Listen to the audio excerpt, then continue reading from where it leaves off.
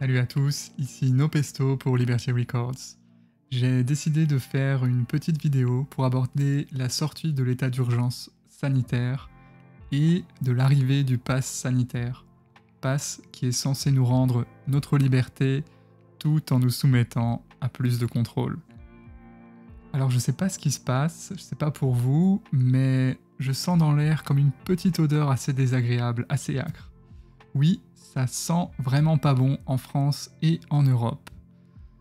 Après nous avoir enfermés pendant plus d'un an, après nous avoir soumis à la peur quotidienne de contracter un virus ô combien mortel, après avoir interdit les visites à nos proches, après nous avoir appris à nous méfier de tous nos voisins, sûrement des asymptomatiques, le gouvernement nous libère enfin et nous permet de reprendre notre vie d'avant.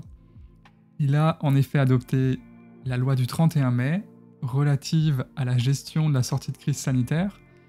Et surtout, ce que j'aimerais commenter ce soir, c'est l'arrêté du 1er juin qu'ils viennent de publier qui prescrit les mesures générales nécessaires à la gestion de la sortie de crise. Alors merci, vraiment merci au gouvernement qui a su traiter avec efficacité cette pandémie mortelle. Merci d'avoir su nous protéger contre une maladie et de nous avoir empêchés de vivre en présence du virus pendant 1 an. Alors je sais pas trop, mon psychiatre m'a dit que je faisais apparemment face au syndrome de Stockholm. Alors aujourd'hui nous sommes entre rescapés de la guerre, entre traumatisés des combats, réclamant leur dose de vaccin tranquillisant. Nous sommes ensemble entre amis, mais tous de potentiels traîtres en puissance, susceptibles d'être convertis par l'ennemi viral.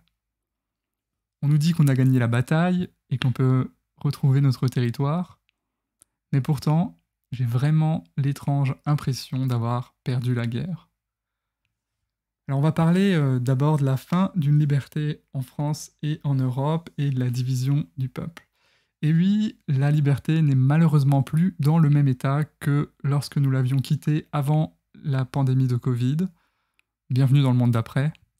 On est maintenant dans une surveillance conditionnelle.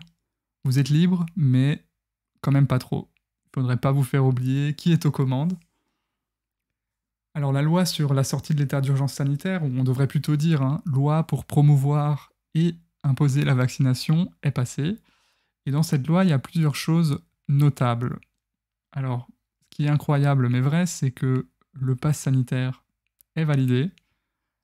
Plutôt que de dire pass sanitaire, on pourrait aussi dire passe pour obliger les gens à se vacciner s'ils veulent pouvoir retrouver leur vie d'avant l'état d'urgence. Alors le pass distinguera les citoyens qui ne sont pas vaccinés ou qui n'ont pas guéri du Covid et les empêchera d'accéder à certains lieux publics ou privés. Ils ne pourront y accéder que s'ils font un test médical de détection du Covid qui prouve l'absence de fragments de virus dans leur corps.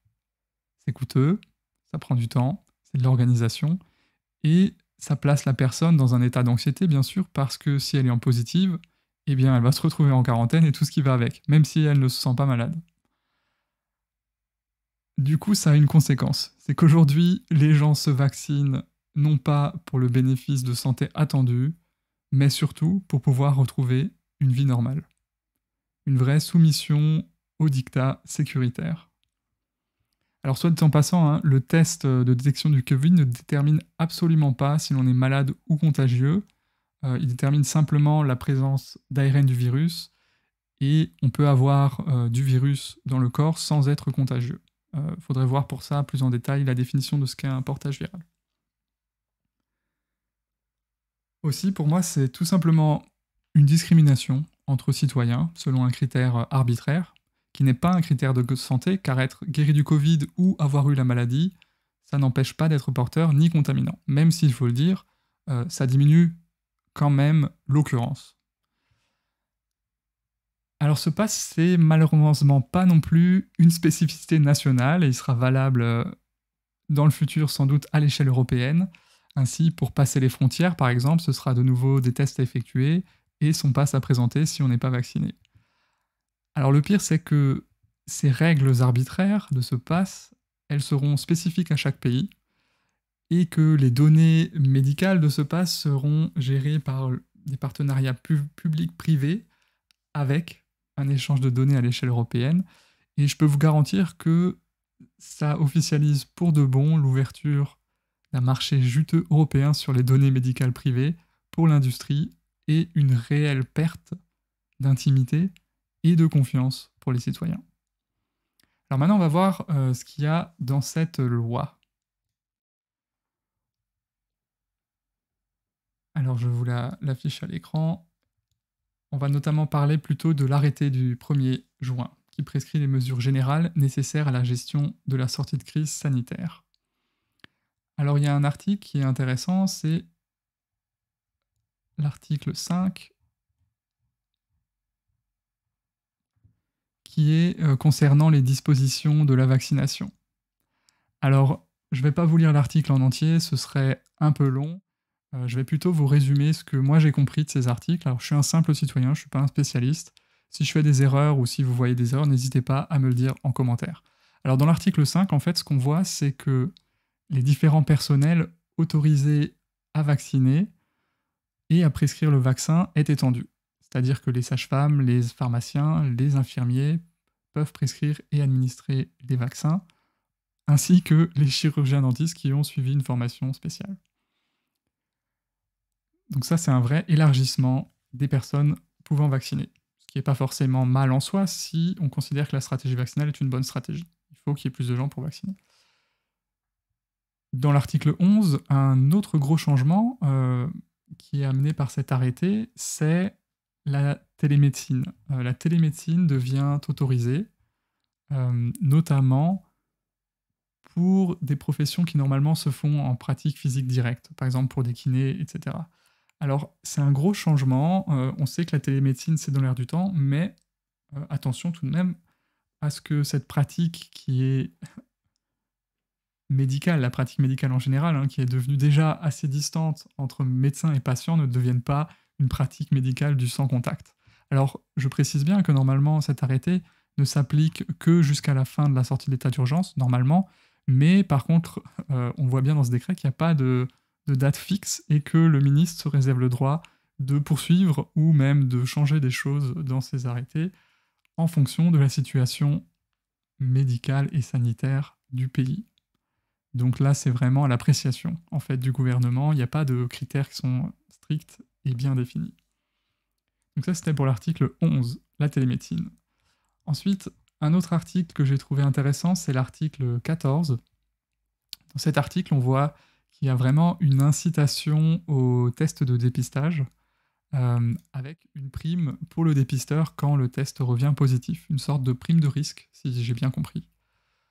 Dans l'article 15, ensuite, on voit des rémunérations, ça parle des rémunérations, notamment aux actes, et ce qu'on peut voir, c'est que les médecins sont incités financièrement à la vaccination, et on voit, par exemple, que il y a possibilité pour un médecin qui vaccinerait et ensuite entrerait les données médicales du patient dans le fichier centralisé du gouvernement, c'est-à-dire transmettre les données médicales confidentielles du patient dans ce fichier centralisé, il touchera une rémunération pour faire cela, et ça peut aller jusqu'à 3 000 € par mois de rémunération forfaitaire. Donc 3 000 € par mois en plus pour le médecin pour transmettre, pour vous vacciner et pour transmettre vos données médicales dans le fichier centralisé. What the fuck, comme on dit. Alors, pour finir, je rappelle que le gouvernement se réserve la possibilité de prolonger les mesures sanitaires en cas de nécessité, et que le Premier ministre, dans cette loi et dans cet arrêté, renforce son pouvoir considérablement, son pouvoir de décision, mais aussi de mise en place d'actions.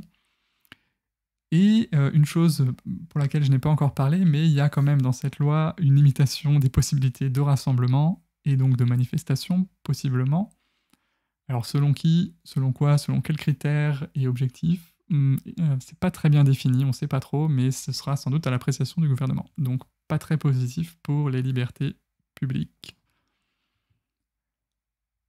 Alors pour conclure, je voulais juste faire une petite vidéo, je voulais que ça reste assez court. Tout ça pour dire que, selon moi, on est en train d'entrer dans une ère où la médecine dérive vers une dérive qui qui me semble assez peu raisonnable, assez peu scientifique. Au profit de la sécurité apparente, on restreint les libertés de tous, de manière assez rapide et arbitraire, et sans réel contrôle démocratique. Alors, les gouvernements du monde entier en ce moment incitent à l'injection massive des vaccins. On rappelle tout de même que ce sont des vaccins qui sont sous autorisation de mise sur le marché temporaire, donc qui ne sont pas pleinement validés, mais pour relativiser tout de même, il y a quand même un suivi très important de ce qui se passe lors de la vaccination, puisque ce sont des techniques de vaccination, notamment les vaccins à ARN, qui sont assez nouvelles, et donc ces vaccinations sont très scrutées. On a pu entendre qu'il y avait des effets secondaires, et c'est vrai, on peut le suivre sur les sites officiels. Ils ne sont pas beaucoup plus nombreux que dans les vaccinations classiques, mais c'est quand même des choses qui sont à surveiller, puisqu'on a vu qu'il y a eu des vaccins qui avaient été dits comme complètement sûrs, qui ont ensuite été retirés du marché.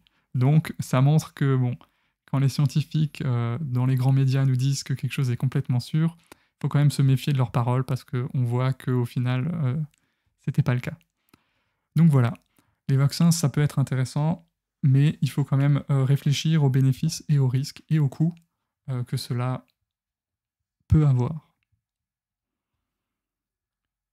Alors moi, ce qui me dérange beaucoup dans la direction que prend le gouvernement, la politique sanitaire, la politique sécuritaire, c'est que, eh bien maintenant, cette vaccination n'est plus seulement destinée aux personnes à risque, c'est-à-dire les personnes âgées de plus de 70 ans, mais elle s'étend rapidement à toute la population, et notamment, je vois dans des articles de presse que maintenant ils vont ouvrir la vaccination pour les jeunes aussi.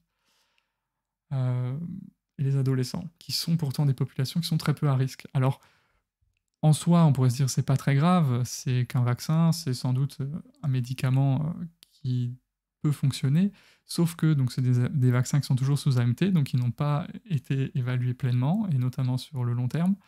Et moi, ce qui me gêne beaucoup, c'est qu'on transfère la responsabilité sociale de la protection de nos vieux vers nos plus jeunes. En fait, on fait peser la culpabilité de l'épidémie sur chaque citoyen, et ça instaure également un climat vraiment de méfiance et d'incertitude paralysante, avec on ne sait pas trop ce qui va advenir. On est assez aussi suspendu au mot du gouvernement. Alors à la question, qui sont les grands perdants de la crise, on peut répondre sans souci. Pour moi, c'est les citoyens. Qui sont les grands gagnants? L'industrie pharmaceutique, qui gagne beaucoup d'argent avec cette crise, notre argent public et aussi notre argent privé. Mais aussi, moi je trouve que le gouvernement est un grand gagnant, puisqu'il a pu étouffer les mouvements sociaux et gagner vraiment davantage de contrôle social. On le voit tous, on est tous suspendus aux lèvres du gouvernement qui décide si on peut sortir ou pas, jusqu'à quelle heure, etc. Donc il y a eu pris vraiment un contrôle sur l'organisation de nos vies qui est assez important. Alors il faut quand même garder espoir, il ne faut pas oublier aussi qui sont les gens responsables de ces dérives, moi je le rappelle, donc faut se souvenir d'Emmanuel Macron, faudra se souvenir du ministre de la Santé, d'Olivier Véran, faudra se souvenir du Conseil constitutionnel qui valide une telle loi, des députés européens qui essaient aussi de mettre en place ce pass à l'échelle européenne. Alors, je voulais aussi finir sur un dernier point. Dans la presse, on lit que le pass sera limité aux grands événements de plus de 1000 participants. J'ai lu ça dans plusieurs articles de presse, dans le 20 minutes, dans CNeT France, dans Le Parisien. Par contre, dans la loi, quand on regarde, je l'ai pas trouvé qu'il y avait une limite basse. Donc c'est vraiment à vérifier, mais pour l'instant, de ce que j'ai vu, il n'y a pas de limite basse au rassemblement et à quand peut être appliqué le pass sanitaire. Et d'ailleurs, si on regarde viepublique.fr, donc site officiel, quand ils expliquent comment peut être utilisé ce pass, ils disent que c'est pour les rassemblements, ils disent bien que le gouvernement envisage un seuil de 1000 personnes, mais que c'est pas fixé, quoi. Donc ça, c'est pas très clair, et moi je pense vraiment que en fait, le gouvernement peut faire ce qu'il souhaite de ce point de vue-là. Encore une fois, au bon vouloir du gouvernement. Voilà, c'est tout pour ce soir. Je précise que j'ai fait cette vidéo à chaud. Il est 2h du matin chez moi, là. Je suis un simple citoyen, pas un spécialiste du droit, alors s'il y a des erreurs, des imprécisions ou que vous souhaitez plus de précision, eh ben, n'hésitez pas à me le dire dans les commentaires. Restez vigilants et je vous dis à la prochaine. Ciao.